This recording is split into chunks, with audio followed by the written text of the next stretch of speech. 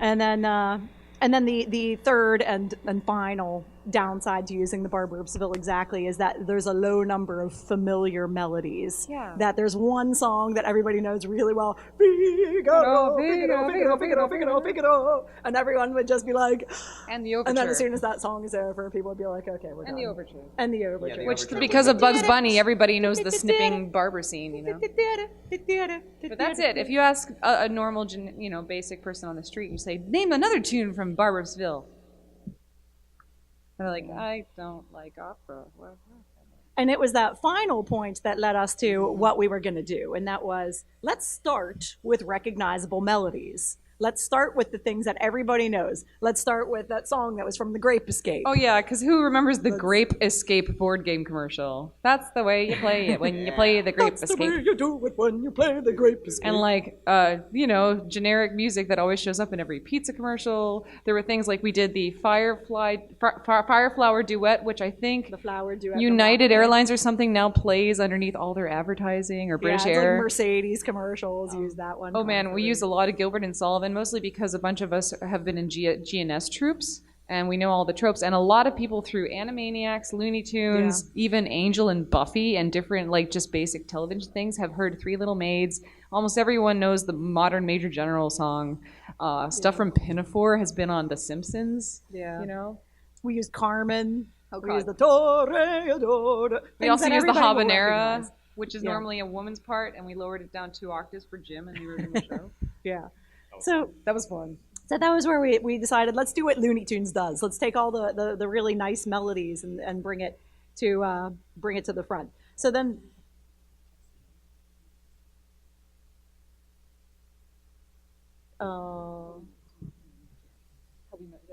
Oh yeah, you can talk about how you met Jesse. Jesse was there too. So Jesse was there too. He was not part of the team yet that year. He wasn't at the dinner. But what happened was we grabbed him the next day. Because what happened is I knew. You and I ended up in a hotel room. You know how MAGFest you end up in a hotel room at 4 a.m. With What Does the Fox Say done by a whole bunch of orchestral people around a marimba. You know how that happens, right? So I'm in a hotel room with what is like Will Roger, what is now Disco Cactus, and a whole bunch of people that I'm now actually working with. Let me set the scene for this real quick. This is better. I got into this hotel room. Bonnie was already there. And I had never been to MAGFest before. This was my very first year. Yeah. Aww. My very first year at MAGFest, I get a thing from Sebastian Wolf, who I was working with at the time. He's like, you got to come to this room. There's like a room jam happening. I'm like, I don't know, that sounds fun. So I go up to this hotel room, and someone who ended up being Doug Perry has placed a full-size marimba between the two queen beds, because that's the only place it fits. And I'm like, right. Thank you. And we didn't know at the time that our current orchestra director, that was his hotel room. Ben Wallace, our conductor. Thanks for being here. Thanks, Ben. If you want to come up and sit with us, you can. Please do. Hey, Ben. So, Ben, also known as Toad. Give us your call sign, Ben. Say your line. Yay! Just find a chair. Give this man a chair. So we go up to what was apparently Ben's room, and there's a vibraphone in the middle of the room. Between 2 beds. I'm remembering it more clearly now. I know. There's actually video footage somewhere. I've seen it. So everybody starts jamming on, the usual tunes that we go with, and somehow in the middle of it, I ended up talking to Bonnie. The 2 opera people are like nerds sitting on a bed talking about opera. Yeah, she was like, we need a tenor for our show, and I said, I'm a tenor, and she's like, oh, that's great. Do you live on the East Coast? And I'm like, no. I live in San Francisco. And she's like, well, maybe we can figure out a way to have you rehearse with us over Skype or something. And then we kind of, like a month later, I'm like, hey, Jesse, remember how we just met and how you said you would do this if it could make it work? Yeah. Do you want to be a tenor, over Google Hangouts? And not actually get to ever do any in-person rehearsing until the day we perform? Or try on your costume. Or ever get to try on your costume? How do you feel about that? I had to send Liz my measurements to make a costume. I disregarded them and did something completely different. Yeah, no, so the Mario costume was nice because it was bulky. So and it didn't have to fit my And Marge exact was your body double. Marge was an amazing body double. Marge learned absolutely all of my lines, all of my choreography, and learned how to sing through my songs. And then Bonnie gave me the exact dimensions of her living room, which is what they were practicing in. Yeah. And I took painter's tape and I taped off my living room to be the same size. I put my iPad up like that, and I just mirrored the choreography and the stuff that Marge was doing. And for basically 6 months, Jesse was always in my living room, but he was on my iPad taped to a music stand. Taped to a music stand, yeah. So we ran everything. Send me, everything. reverse photos of this is what you look like When you're a puppet, this is the angle you need to be at, and don't bump into this person. It was, and half of them were with socks because we didn't have the puppets yet. And we had group photos where the little iPad is in the we front. put the iPad in the group photo, and his head was yeah. And we did that, and so for the first year, it was the Super Smash Opera group from Pittsburgh, and our long distance tenor, Jesse Buddington. So that was it. That whole thing was just a miracle that it worked. And your flight, you arrived late on the day of the show, and you had 40 minutes to get into the Gaylord, jump backstage, make sure the costume fits, and go good. But you knew all your blocking, because of Marge. Yeah. So thank you to Marge for that. There's actually an interesting story in there too, where Sebastian and I again flew out. Our plane got delayed, or we missed our initial flight or something, and so we caught the second flight. I got there halfway through the dress rehearsal, which was 2 hours before the actual show. Yeah. Because we didn't really think about doing a dress rehearsal on a different day than the real show back then. It was also our first time performing, Yeah. so they had us perform one of the first things on the schedule on Thursday. Right, and they were I don't know if anybody's gonna like this opera thing. So we'll just put you after the keynote. An early panel. Yeah. And so I show up and I'm oh my God, guys, I'm so sorry. What should we go through? And Sean is you should probably go through with me the part where we fight, because we've never done it in person, and I don't want you accidentally kneeing me in the groin or something. Because we had swords and everything in the first Interestingly enough, Sean totally stepped on me when we actually did the show. But I was already dead by that point, so I just kind of flailed and then continued laying there.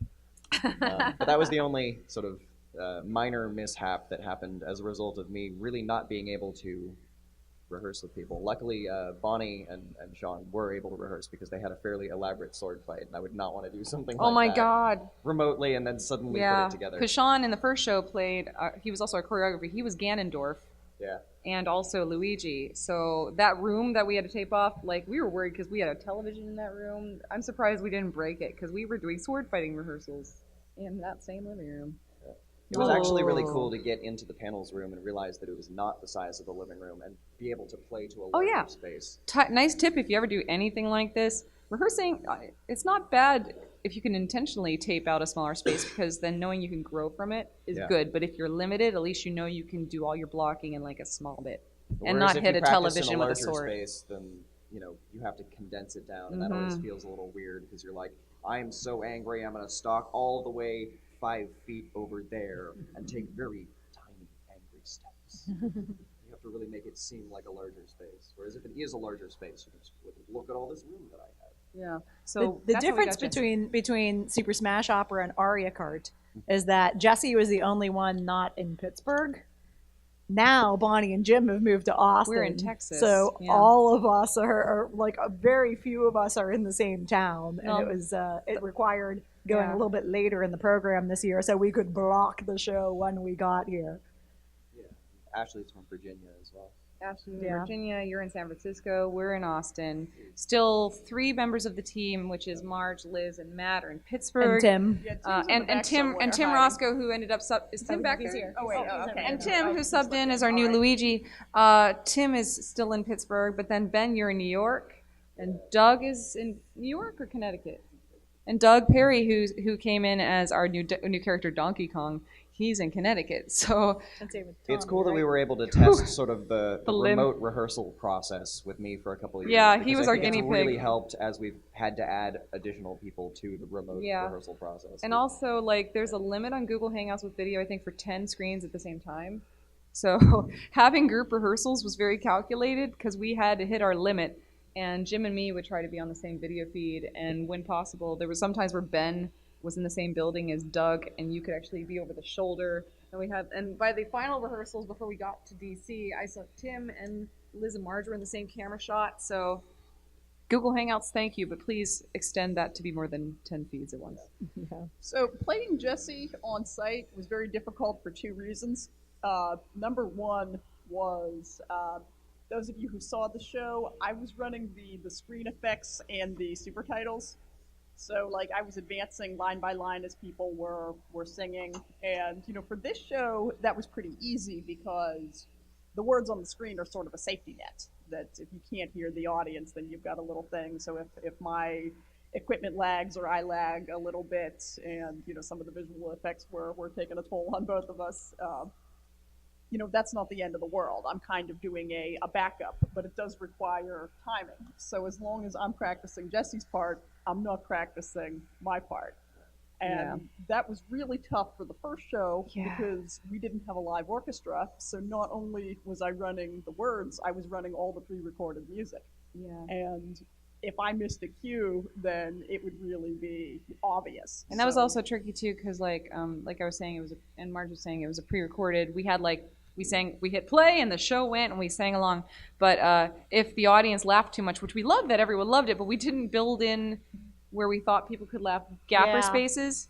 And we didn't expect people to love it as much as they did. So we had to keep singing over people's clapping. So it's like no matter what, we're like, okay, I really hope that's the beat that I'm on. Hey, because you can't stop.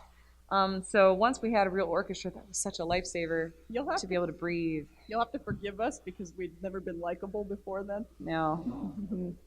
But now my other challenge with dubbing for Jesse was that there was this understanding that if anything happened to his plane, if he hit weather delay or something, I would have to perform for him. And that would be fine for the dialogue parts because, it's all, the big Mario voice. It doesn't matter if a man or a woman performs this. But Hey. You picked the accent, bro.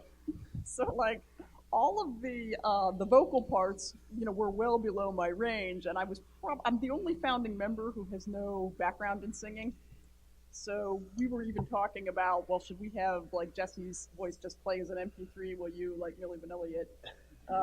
Yeah, and so whenever Jesse texted me at 6 a.m. and said, "So I missed my flight," let's just say many heart attacks were had under controlled smiles, because all of us were like, oh God, Marge, maybe you should get ready. Oh my God, we get to have a backup plan. Oh, Jesse's here, yay! I don't know. I think my reaction to getting that text was...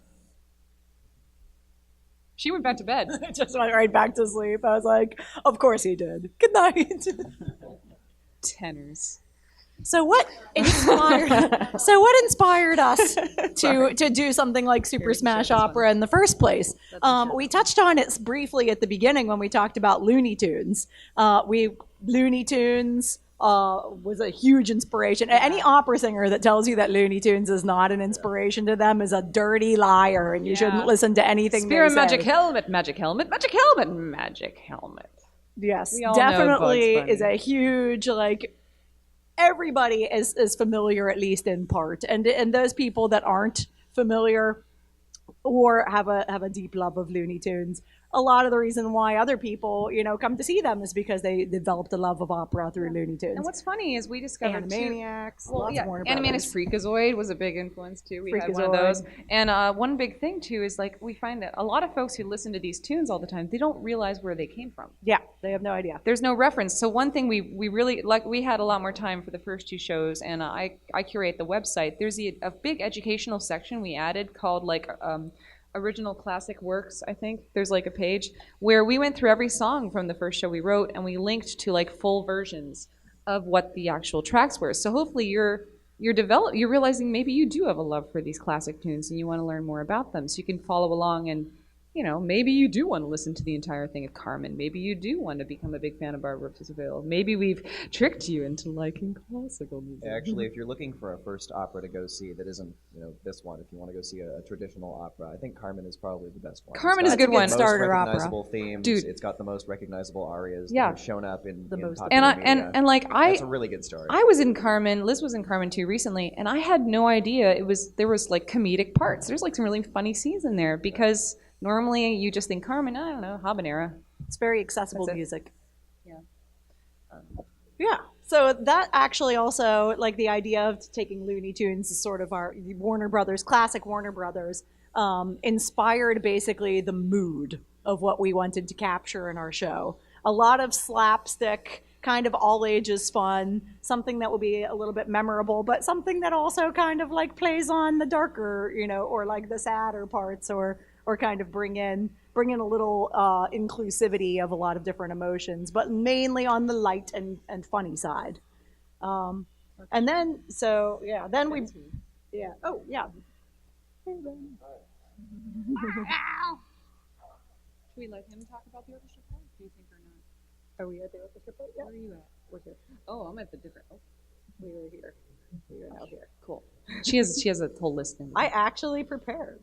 Yay!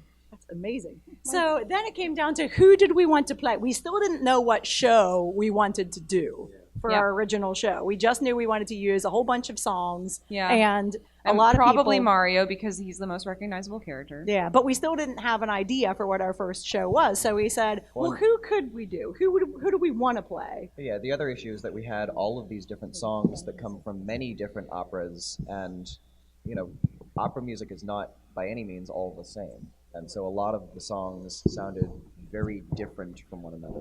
They all had their own sort of style. Someone's phone's going off. My alarm is going off so that Is I it can go to classical this parents music? at 1.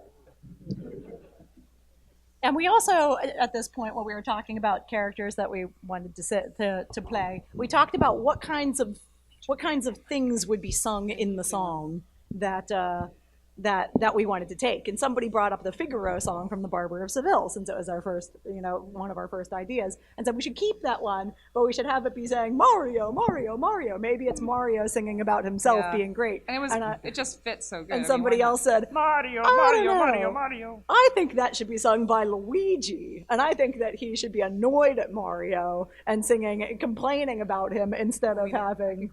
Like, for those unfamiliar, so it was kind of like, so normally it says Figaro, Figaro. So it was like, Mario, Mario, Mario, oy vey, I can't abide his stupid mustache, constantly filing, stealing the fame, his stupid name's on every game. So, like, he just rants, and it became the Luigi rant song. It just fits so... The So like that's what that low fast evolved part into. is my favorite thing. It's like first he's a hero and first he's a plumber and then he's a hero and then he's a golfer and then he's a referee and then he drives carts that are And then he named drives after cars him. that were named after him. Then he plays tennis and teaches a typing and something, plays basketball. Yeah, we started getting really obscure with it. But as we Sean, got further Like- into it. very long. he nailed it, and he did all like in one breath, which was really impressive.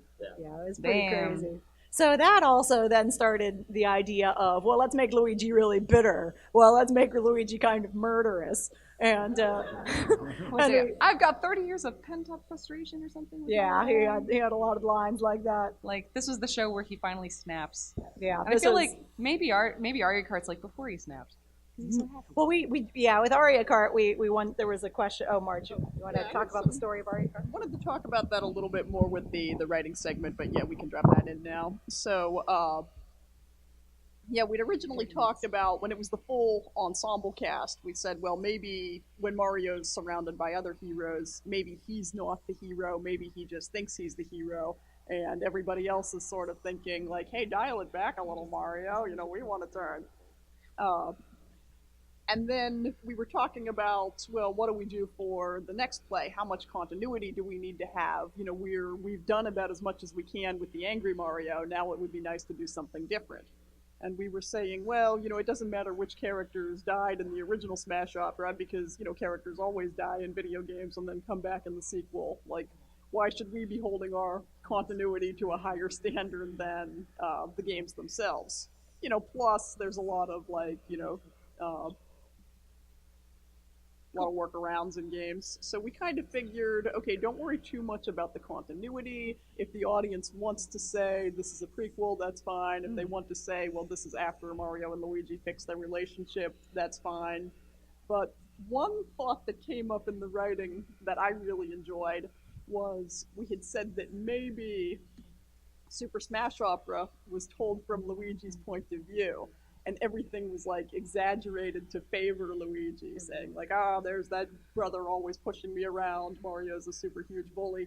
And then in Aria Kart, that's kind of from Mario's point of view, and he's saying, yeah, sure, I'm getting all the fame and the attention, but I'm breaking my back finishing all of this. I have to win every quest and every sporting event and every go-kart match and every typing tutorial. Cure that virus strain! Yeah. I love that line. Actually, a funny thing about this, since, like, overworked Mario was such a theme of this story, so it's kind of like you can think of one as being exaggerated from Luigi's perspective and the other one is exaggerated from Mario's perspective.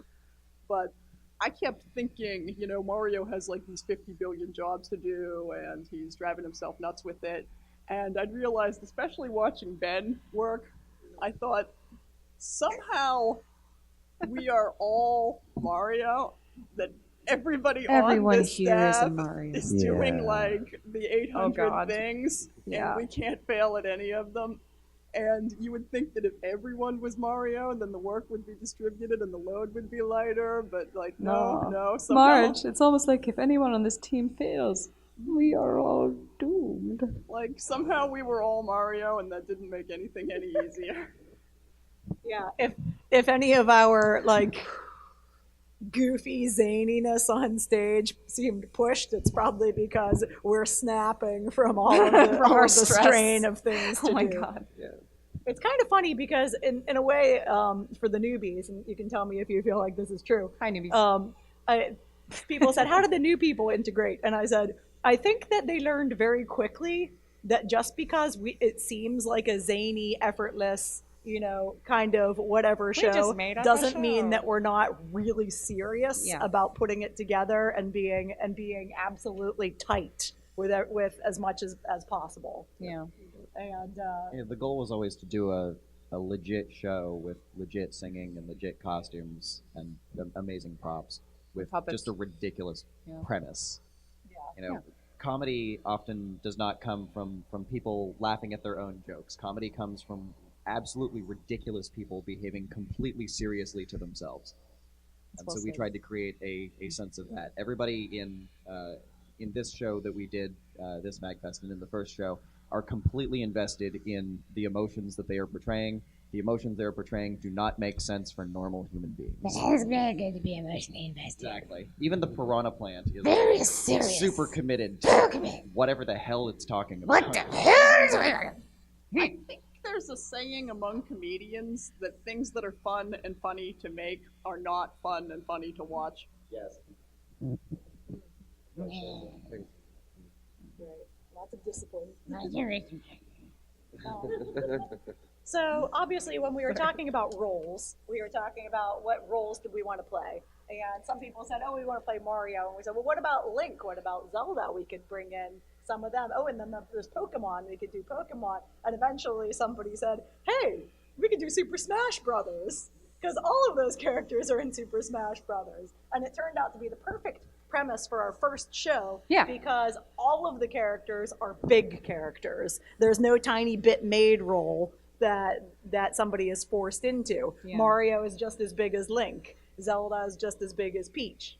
Every character is a star and has their own star moves. Yeah, and Jigglypuff is a bit of a star, and so is Pikachu. And that every time one of those characters, Star Fox, every time one of those characters comes on the stage, then it's their own fandom is going to be really excited to see them, and they are their own star. Yeah, and every character is a character that people have played in the game or can play in the game, and they're all, roughly as good as one another, except for the Ice Climbers, who are ridiculous. Oh God, yeah. So and I feel really I feel really bad about the Ice Climbers because so whenever we did the show, we didn't realize that maybe we were controlling fate, because on the plus side, there was a line where Jesse was playing Star Fox, and there's this whole thing like, it's like, why are you here to compete? Well, I haven't had a new game in a while, blah. And then the very next season, Star Fox Zero came out. So, yay, we helped with that.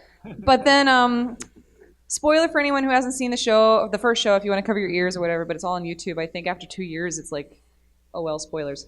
So we made the Ice Climbers characters as sort of a bit happy part based on 3 little maids. 2 little Ice Climbers are me. And it's 2 little Ice Climbers, which is Liz and me in these adorable costume face puppet things. And Master Hand, played by Jim, pretty much accidentally murders them. Okay. I was friends with them too hard. He tried to friend too hard, and when you're a giant hand. When you're a giant hand, you friend people off a cliff and they die. So right after that, it was announced that Ice Climbers are no longer in Smash Brawl. And we were like, did we do something? Did we make this happen? Did the Gaylord get struck by lightning while we were performing the show? So we're kind of self-conscious, like we should try not to kill any characters anymore in our shows because I think we alter history or something. Except Mario. I'm pretty sure if we kill Mario an unlimited number of times, it'll be fine. He has too many extra lives. Yeah. So then, now that we had our premise all locked in and which characters we wanted to play, it was time to figure out who was going to do what work. And as luck would have it, we have a very sizable, just by sheer coincidence, a sizable distribution of skills among our own team. So I wanted to talk to Bonnie first, because she's our project director, and have Bonnie talk about all the things and tasks that she undertook to make this a reality. Do we have 2 hours? But I'll say we kind of just gave me the umbrella role of project director after a while. I'll read off what Liz typed because it's more sane. I did a lot of substantial amount of paperwork. There was deadlines, there was applications. Basically anything with, especially in the first show, the musical arranging was under me. I handled the website and the social media. So I do a lot of the pimping of our show. Anytime you see blasts going up, that's all pretty much me in a corner going like, hello. I'm webmaster. I built the website. I devised the Jesse Contact long distance tenor system. There was a set of trailers. I organized that and did storyboards. Our first trailer is still my favorite one. If you guys haven't seen our pitch trailer, which I love that one. Oh my God. And the best part about our pitch trailer was we didn't know if we would get into MAGFest for months. Because anyone who's ever applied here, sometimes you don't hear until a couple weeks before MAGFest if you got in. So for like 5 months, we made a trailer of the concept of our show. And we did all the introductions, all the characters, and everything was like appearing at MAGFest and blah, blah, blah. Application pending. Application pending. So all of our big videos always said application pending at the bottom, like a drug commercial. And Please say yes. And we pitched as much as we could. And while we were as we figured out each song, even though it was kind of insane, I said, what we have to do is we have to build a fan base now. So as we write musical numbers, let's do one a week and give ourselves a deadline. So by the date of MAGFest, we've done the whole show. And also the benefit is, as we release, like, and if you guys have been on our SoundCloud, like every song from the first show is there. They're not always the most polished things. Sometimes it's me scoring at like 4 a.m. with someone really tired singing over top of it. But the point was, you could hear each song and what each character was going through. And it gave our fans something to listen to. It gave the MAGFest application people something to know we were serious. And as those went through, for rehearsal, we had backing tracks that we could actually work with because we had to make them. Going into backing tracks, then once things got huge and we started being approached by people asking about, wow, that was a really fun show. How do we get into the orchestra? And I'm like, I guess we could try to have an orchestra. And at first, I think I'm going to let Ben take this one. So trying to go from, hey, sing along to what does it take to suddenly turn this into a full orchestra? And we want to talk about how you were pulled into this and how you remained and took the reins this year? Yeah. Do you want me to start from how we did it for Super Smash Bros. Maybe, 2 years yeah. ago? Yeah. So that compared to this one and what kind of went into that? Cool. Yeah. So I didn't hear about this until I got a random message from Will Roger one day saying like, "Hey, do you want to conduct a thing at MAGFest?" Conduct a thing. And I was like, yeah. And I think it came from, he's like, oh, okay, talk to Jesse Buddington. I was like, okay, I don't know who this is at all. So then I contacted Jesse, and then I got roped into the whole process. And I think the first year, like I didn't do any of the arranging for the first show. Like you did the original ones, and then oh yeah. Well, Sebastian. Part of that was like, so there were the existing kind of MIDI mock-up brain splurts that I made for those things that at least got us through the first year. Yeah. And then Sebastian Wolf, after our first show, wanted to take on arranging that into scores. So he took my mock-ups and started trying to figure out how that would fit. And then he got busy inventing something that many of you know is called as the Materia Collective, because that was formed at the exact same time. Yeah. So suddenly he's like covered in the world, and Ben, who was brought on to originally just conduct, started becoming the score maker. Yeah. So I started helping out, just making parts, and then we're just like, oh shoot, we need to like finish arranging these other tunes too. It was like and so it was like mad dash to the end. Oh and God. Okay, get all the arrangements finished, get all the parts made, email it out to everybody, print everything out. I had to I printed my score and bound it at school like on the day before I flew down here. And for some people, we were printing their scores like in the rehearsal room of the day of the show for them, like with a little printer, like. Oh yeah, I brought my printer from home, and it ended up stuck in Sebastian Wolf's room for like the entire time we were there. But yeah, the way we put together the orchestra, because I was brought in so late, I wasn't sure what was going on. I think on the Facebook page we created a private, not Facebook a private group. Yeah, And we just sort of made an open call to anybody who was at MAGFest, like, oh, if you play, like, an instrument. Actually, we opened it up to instruments beyond what's just in the orchestra. So we had saxophonists and guitars and, keyboard players and stuff like that. And a chorus, too. We did have and chorus. the chorus, yeah. And that's how we met Joel Everett as well, is where we were. Joel's not in here, is he? Are you here, Joel? He's Joel's very busy. Joel is busy. He's so okay. busy because he can play anything for everyone, and he does play everything for As everyone. he does. When did we bring Joel into the... And our pianist Joel, who ended up because piano, especially in opera pits, is very important because usually they play even a reduction of everything, and some pieces are just piano. We suddenly needed a pianist at the very last minute, and we met Joel right after our frantic dress rehearsal, the day of the show, because he walked in and sat in the back of our dress rehearsal and watched. And then came up and asked if he could audition for next year. And I said, "How is your sight reading?" Yeah. And Are you free in the next 3 hours? And then within the next 3 hours, he had the entire show down, and it was amazing. So when we were like, next time we have an orchestra, I was like, Ben, can you call Joel? We can get Joel. He was like the first person I called Yeah. when we were putting this one together. So Joel saved our butts. He's amazing. If you ever meet the man, He give can him a play hug. literally anything. He's like the fabulous pianist. He is fantastic. I assume he's out rescuing somebody else's show right now. He's out learning someone else's show in a hallway somewhere. Yeah. Cool. Well, Do you want me to talk about this year's orchestra? Like, how is this year different, I guess, or hopefully improved from how the last one went? Yeah. So this year I wanted to since after last year's show, you guys have sort of brought me in as sort of like part of the writing team a little bit, Yeah. and sort of like the lead orchestrator and everything. I wanted to put together sort of a slightly more all-star orchestra. I wanted it to be a little bit bigger and a little bit more robust because last year it was very sort of like. Anybody it come was in. ragtag, yeah, Maybe you'll play something. Maybe you'll play something, yeah. And like we still had it open to a lot of people, maybe a little bit later than I would have preferred because I was extremely busy arranging literally all of the music for this show this year and making all of the parts and communicating with everybody about where the cuts are going to be. Like, oh crap, I need to change these words. We need to cut out this section. But luckily, I knew that a bunch of all-star ensembles were going to be at MAGFest this year, like Triforce Quartet, the Videri String Quartet, Gamer Brass. Game Brass, and most of Disco Cactus were all going to be here. So I reached out to everybody, and everybody was like, "Oh yeah, we would love to play on this thing," And then through, and originally I didn't have a lot of people. Then through those connections, people started pulling, more of their friends in. So that's how we got this huge choir and like this huge string section and this like unbelievably phenomenal like wind and brass section. So it just turned into this massive thing. And everybody was like super down to do it, and we didn't have to print anything. I had to print a bunch of extra stuff, but everybody had their parts ready. Everybody had like rehearsed and practiced. We did a couple of rehearsals, and everything was smooth, and it was awesome. Yeah, and we had some technical difficulties, but everybody still everybody was really nice and smiled through it, and they were just so happy at the end. We also had to do our rehearsals before the panels rooms opened, so we did one rehearsal at 8 in the morning, and we did another rehearsal at 7:30 in the morning. Yesterday we were in I a am room so at 7:30 incredibly impressed by a.m. everybody's ability to function. get out of bed. Yeah. But they were all go to there. It was rehearsals like and amazing. play music. Yeah. They all showed up and they all made it. Yeah. Yeah. It's one of those things where you're causing a sound and it's triggering your hangover, and you're like, I am getting annoyed by my own playing.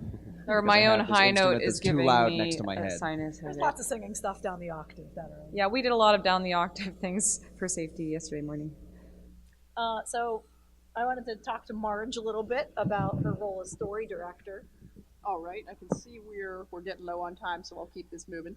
12 All minutes. right, so Liz had mentioned a little bit about how they pick music to suit characters, and certain scenes were coming to mind. And when I joined the group, I didn't know I was going to be working on story, but they were describing, there's going to be this moment where Zelda fights Ganondorf, and it's going to be really great. And there's going to be a moment where Mario and Luigi argue, and it's going to be really funny. And there's going to be an ice climber thing. And I was saying, well, how are these fitting together? So, well, we're not sure, but we'll put it together. So, one day I just started writing things down, and I said, what are the characters' motives? Which scenes have to happen sequentially?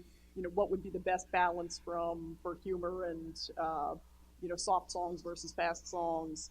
And, which characters are in which scene? So, how do we arrange this so that people can change costumes when they need to, and that kind of thing. So just little by little, I started showing up to group meetings with well, I have, this here and, this here, and eventually I said, well, here's a structure that fits all of these together into a coherent plot. And I would write some little dialogue scenes for between the two songs to string them together. And some of the other cast members were, oh, that's really great. I want to try writing some scenes too. And normally we would show up with, two different versions of the same thing. And then we would sit down in a roundtable meeting, which was, my absolute favorite part. And we would pick and choose, what we liked best for my writing or Liz's writing or Sean's writing or whoever, and put them together. And the roundtable finalization was so great because, some people here work best when they can write by themselves in their own rooms, without any distractions, and other people write best when, it's in the heat of the moment, and, ideas are coming to me right now, and, like Jim would oftentimes just, email me some little ideas here and there, and then I'd, clean them up and bring them to the movie, and the meeting, and Jesse always had, he would be like, this is an intent that I have, this is what I want the character to say, but I want one of you guys to help me with the phrasing. So it was we would write out the big plot points, this scene has to accomplish this, this, this, and these have to happen in this order, and then we would all come together and all, throw our ideas into the pot and sort of polish them a little bit, and it was pretty wonderful.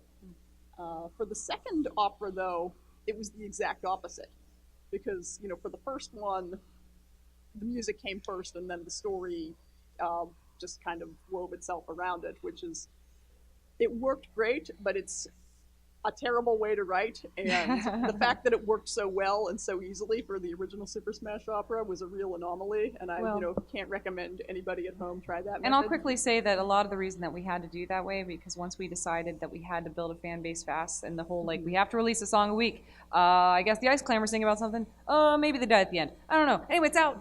Done. Next track. And so we had to form around our quick decisions. Oh, well, it was great for us. I don't regret doing it. I'm just saying, kids, don't try this at home. Not recommended normally for the way to start a show. So for the second one, there were two things that were different. Was that number one, we used up a lot of our best pieces of music, so we weren't going to pick a story to suit the music. We were going to find music to suit the story. Yeah. And then the second thing was everybody saw how great a strong plot, worked with the first one. So there were a lot of people asking, okay, how's it going to go? What's going to happen this time? And I wasn't sure how to take the lead because the first time everyone gave me their ideas and then I stitched them together. So I'm standing there saying, well, what are your ideas? And people are pitching, these half-assembled stories start to finish. And I'm saying, well, wait, let's slow down. I want to hear from Jim. I want to hear from Jesse. And I also think, Marge, what was a big factor, too, in the second one is the first time, 95% of the team were all in Pittsburgh. So we all actually had these meetings, at a table, where we were all physically talking to each other. By the second one, all of this had to happen whoever's on Google Hangouts at the same time, and everyone has busy schedules. And I feel like that distance also added to the difficulty in us all being on the same page. Yeah. There was also the pressure to match what we had already done. And I think that we had pitched, at first we were going to do another Super Smash Opera, exactly, but we were having all kinds of trouble saying, well, we've used up a lot of our best tournament stories. So then we were talking about, well, what if we did Super Smash Opera with a theme? What if it had a haunted house theme and we could do all the dark We almost levels? had a Luigi's Mansion idea, but then we just couldn't make it work. It would have been a good story, but I don't know if it would have been a good story for us. Yeah. And we kept working on little bits and pieces, and I think I wrote an entire script centered on, Bowser trying to use the race to conquer the Mushroom Kingdom. And then, everybody read it, and I think the consensus was pretty much this was good, but I think we could do better. So there were probably about 6 iterations before we settled on one. I think that if there's a lesson to take from that, it's that ideas and jokes and things that you pitch can't be too precious, and they always have to come up against the scrutiny of the team, who you have to trust. And there has to be trust, especially in a group like this where we move so fast. Because a lot of ideas are going to get shot down, and it's not discouraging because we all know that we would rather they get shot down at the beginning than for people to put a bad idea in a story because they're afraid of hurting our feelings. Yeah.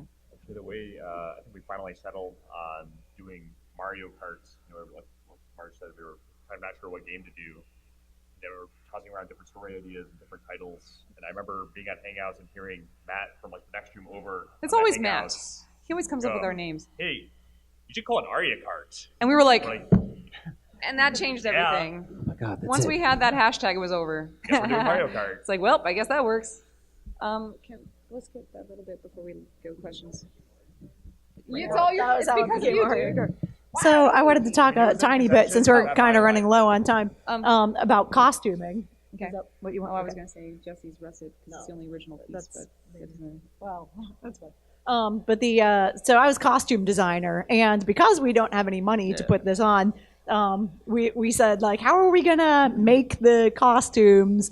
If any of you, I'm sure some of you are cosplayers, and you know that cosplaying exactly is, I can see cosplayer right now. Cosplaying is very expensive if you want to do everything exactly literally. I've made commissions for people that are willing to drop quite a lot on making it exact. But I had just come into a bulk of fabric from somebody who was getting rid of it that was all kind of matching. And I said, let's do a stylized operatic version. Oh yeah, a lot of these fabric on our costumes are curtains, like drapes. They're drapes that somebody, like a department store, was getting rid of, and a friend of mine took all of the drapes, so they were already matching, like from the same kind of seasonal set. Then she gave them to me. And I was like, let's make all of our characters match. Let's use the drapes. And let's say this is the operatic costume version. They were nice, fancy fabric drapes, too. Yeah, it was pretty fancy. There's like gold, and there's swirls, and there's little beading, and it's pretty fun. So you'll see like a lot of that on Star Fox's coat, and all the stripes on the Mario Luigi pair, and Zelda and stuff. So the main difficulties for me as costume designer were I painted myself into a corner by deciding that I was going to transform from Zelda into Sheik on stage. While singing in the Queen of the Night aria. And it's awesome. If you haven't seen it, go to YouTube. Yeah, watch it on YouTube. It's a trip. So I had to make a quick escape dress that I could get out of with literally a twist, and it was pretty fun. And then the other thing was I did the ice climber puppets, where I said, let's do a thing where our feet are the hands and our faces are the faces. And we do like this ridiculous, weird puppet show with our own faces. I love that. Yeah, so the ice climber puppets actually have a removable face so that they can be held as puppets in the beginning of the show, and then the face gets taken out. We pop their little head pillows out. We put them over and then Liz put our and real Bonnie, heads inside. and they become the ice climbers. And then I had a really quick change after that, so Jesse had to stall with Jim for a while. And his improvs every show were fantastic, because he would try to give like the Heimlich maneuver or to a hollow puppet, and one of them you're like, there's nobody in here. There's no face. And I was like, oh my God. I was pretty happy. Why did you eat his face? I was pretty happy with the way those turned out. And it wasn't very expensive. Not to say that I didn't spend money, but I was able to get that done. I was going to say, for this show, though, you guys had like even more quick changes to do. Oh my God. Yeah, we like, had some behind wacky the quick stage. changes. I lost count of how many quick changes I had. I know I played 4 characters, and we got a couple compliments on our quick change time. The worst one was Ashley getting into Peach after Shell. But all credit to the fast quick changes go to Matt back there, because he was our only guy backstage. Like, you'd hop off. He's like, pants off, piranha plant on, okay, off. Yeah, he became our stage manager. Okay, out. And he had it down. So we It was just put almost our like arms a real out. life He would like pit do crew. He was our pit crew. I try to write these where if a character is playing more than one part, their 2 scenes are really, really far apart. But we've had so many people who wanted to play like more than one role, and so many people whose voice were sorted for more than one role, that this was just the best balance we could do. Yeah. And it was tough, but we pulled it off. I was gonna say, I think that's how we ended up roping Doug Perry into playing Donkey Kong too, because originally we were just like, we have Donkey Kong and Bowser, and they have to be bass roles, and we only have one bass singer, and we have all these scenes where they're like interacting with each other. So a lot of people shifted roles slightly to make sure that the right number of people. And I'm were so on glad stage. we did that, because if we hadn't had Donkey Kong and Bowser the same. Separated, we couldn't have had the whole them getting out and actually doing like the Godzilla versus King Kong thing. So what was your line? The giant lizards and monkeys shouldn't fight. It's too cliche. That was beautiful. And speaking of Jesse, Jesse, do you want to make a couple comments about the recit that you wrote for the first show? Oh, sure. So a lot of early opera is alternating between aria, which is a measured song, the sorts of things that we're used to, that we heard a lot of. Yeah. And then there's a lot of recitative. The cool which kids is say sort of recit. unaccompanied harpsichord chords. Yeah. And quite frequently they go from the key of the last song into the key of the next song, and they sort of bridge the gap together. And I decided that instead of pulling there aren't really any famous recitatives because they all just sort of Wing it. link things together. Yeah. So I decided to write an original one. And For Star Fox. Yeah, for Star The Fox. first show. So we decided that Star Fox was going to have a moment where his helmet malfunctioned and was set on Baroque recitative. Yes. And so all of a sudden he starts saying, "My friends, put up thine arms a moment, and lend to me thine ears. Attend ye to this tale of woe which here unfolds before us." And he starts going into this, very Baroque, middle period. And they're like, Star Fox, British why are you English kind of talking thing. like that? Yeah. Sorry, But my that was a lot helmet of was fun. set to auto recitative. And that was also my harpsichord playing debut because I Oh, played yeah. the harpsichord for He the played the recording harpsichord in the track that we did. recording for the first version, yeah. And then I had to teach Joel how to play the harpsichord chords, which of course he smashed out of the park because he's Joel. great. But I literally just gave him some chord symbols and was like, here are the different ornaments that I want, and like, here's this funny thing you can do in the upper voice, and he just replicated all of it. It was incredible. I loved that song. We also snuck a little bit of the Jigglypuff theme in there because it's where Star Fox is mourning this dead Jigglypuff puppet, which then I promptly lateral off the stage to Matt. We got really good at me just like blindly tossing it sideways directly to where he was going to be, and we actually replicated that in reverse with him throwing me the item box in this show. So that was a lot of fun. We're very good at passing things to each other at this point. Okay, well, it looks like it's about 1 o'clock now, so unfortunately we had so many facets that we aren't really going to have time for Q&A because they're going to need this room for the next event. But, we will head out outside, and if there's any comments or questions you wanted to have for us individually, we'll stick around for that. Before you go, let me grab my time box. I also have some business cards with our URL if you want to find us online and on Twitter. And I also have a few cards for some of our non-Smash projects. People who like the Smash projects usually like the non-Smash projects. So I have... What kinds of projects are there? I have, for those of you who like my writing and graphic design, I have some cards for my webcomics. And for those of you who like opera, I have some cards for Liz's original opera that is a work in progress. But you'll still want to follow it online because when things start happening, they'll happen fast. You'll like it if you like steampunk. Yes. Steampunk and opera equals awesome. And ghost stories. And And ghosts. the Industrial Revolution. Did anyone bring any Materia stuff? I have some stickers left, and otherwise, we can talk to me about Materia, and Jesse could talk to you about it too out in the hallway. Also, if you go to our Super Smash Opera website, all of our projects are linked. Oh yeah. Oh, yeah. So go to supersmashopera.com. We're also on Twitter and Facebook. And the video from yesterday's show should be up in a couple days, and we'll link it and do a post about it when that's ready too. Yeah, there are. And if any of you have access to the guidebook app or want to give feedback to MAGFest after this and you enjoyed the Super Smash Opera show, please tell them how much you loved it. We're going to try to get more performances perhaps next year so that all the people who couldn't fit in the room can now fit in the room. We'd love to come back, but really the feedback is what makes them invite us back. So if you loved the what you more saw, excited you let are, them know. the more opportunities are available to us for next year. Great. I will also say part of the reason we want to do like 2 performances is because traditionally in not just the opera world but also in the musical theater world, doing 1 performance of a thing is very scary and very hectic, and random things that you have done correctly literally every time in rehearsal go wrong. So doing things twice means that the second show is like this beautiful, polished. So tell all your friends to go to the first pristine show and you thing. go to the second one. But yeah, It it was looks like perfect. What are we talking about? I think they're kicking us out though. But if, you can grab some of the cards here on your way out, and then I guess we'll just We'll be in pour the out into hallway. the hallway. We'll be in the hallway if you have any questions, if you want to talk to us. Thank you. Matt had the buttons. Oh, and if you were in the orchestra or chorus, we have some buttons for you. So check in with us out in the hallway, and we'll give you a button. Thanks for coming for our panel.